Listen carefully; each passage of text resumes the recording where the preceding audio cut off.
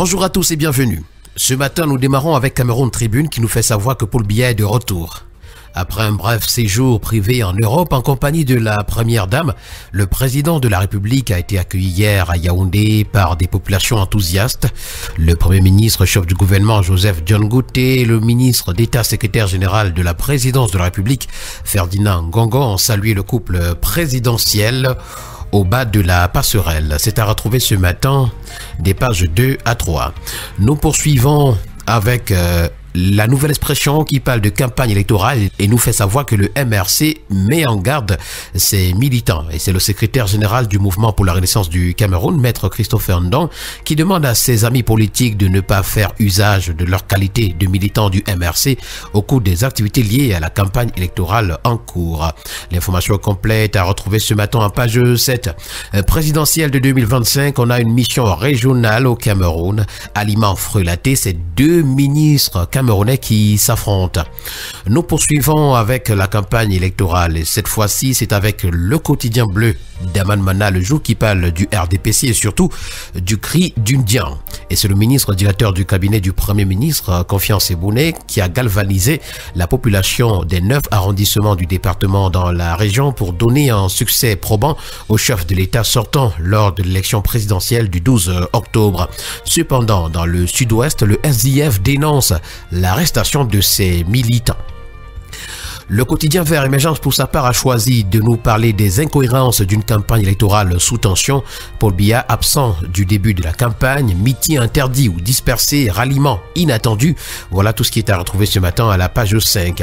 Et s'agissant de la campagne dans le département des Bambotos, c'est Ganou Djoumessi qui est en mode de séduction pour Paul Biya. Paul Biya également de retour. Le président ira-t-il en campagne? C'est une interrogation que vous laisse ce matin le journal. Nous continuons avec la présidentielle dans les Bambotos, telle qu'affichée la grande une du tri hebdomadaire le soir. Emmanuel Ganou Djoumessi mobilise les femmes pour un vote massif en faveur de Paul Biya.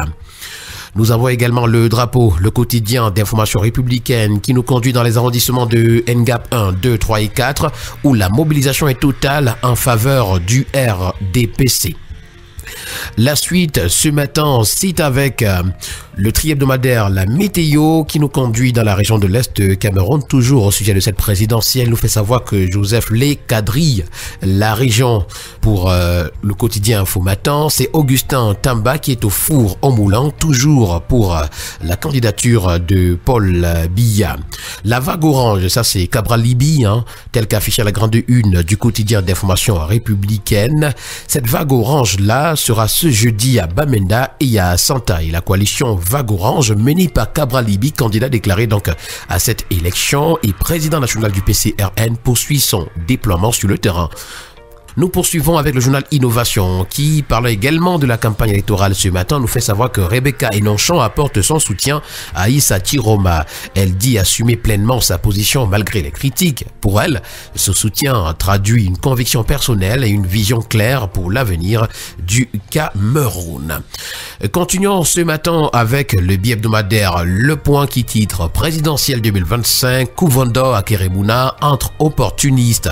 Et d'après le journal, le compagnonnage entre ces deux complices d'hier pour la présidentielle 2025 n'ira pas au bout de leurs alliances factices. Le binôme a publiquement déchiré son acte de mariage et les raisons restent inconnues du grand public. Au moment où l'on subodore une sombre histoire d'argent, la question essentielle est qui héritera des actifs financiers de cette union? C'est une interrogation avec Le Point du jeudi à retrouver ce matin à la page 7 du journal. Nous continuons avec l'hebdomadaire Sans Détour qui nous fait savoir que Mefou et Afamba est 100% sans bavure pour Paul Biya. Et avec le quotidien Le Messager, ce matin, on plonge dans l'enfer de Kiossi. Président de la commission de campagne RDPC, Cyril Edou doit cravacher dur pour faire gagner Paul Biya dans l'arrondissement le plus réputé rebelle et contestataire de la région du Sud. RDPC Mundemba également, Dian en dernier rempart, ça c'est une interrogation. Et d'ailleurs, toutes ces informations sont à retrouver ce matin en parcourant les colonnes du quotidien Le Le Messager. Parlons de toute autre chose à présent ce matin avec le quotidien Mutation qui s'intéresse à la sécurité alimentaire. L'école des femmes nous est présentée ce matin à la grande une. Et c'est la ministre de la promotion de la femme et de la famille, Minprof, qui a salué hier l'engagement, l'action et la résilience de la femme rurale dans ce sens à l'occasion du lancement de la journée à elle dédiée. Nous continuons en santé avec le quotidien Éco-Santé qui parle du dépistage du cancer du sein. Tout est gratuit à l'hôpital général de Douala. Voilà donc une bonne information pour nos auditeurs.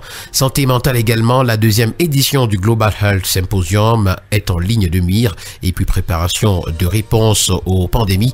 Un nouveau cadre pour l'engagement communautaire voit le jour.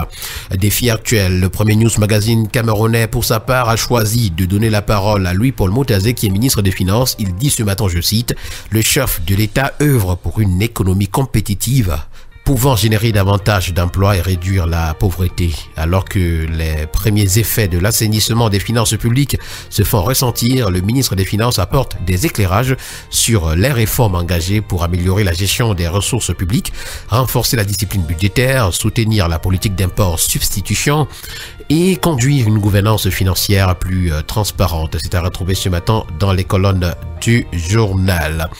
On parle de dépôt et consignation ce matin à la grande une de conjoncture économique. C'est plusieurs banques qui sont traduites au TGI du Fundi.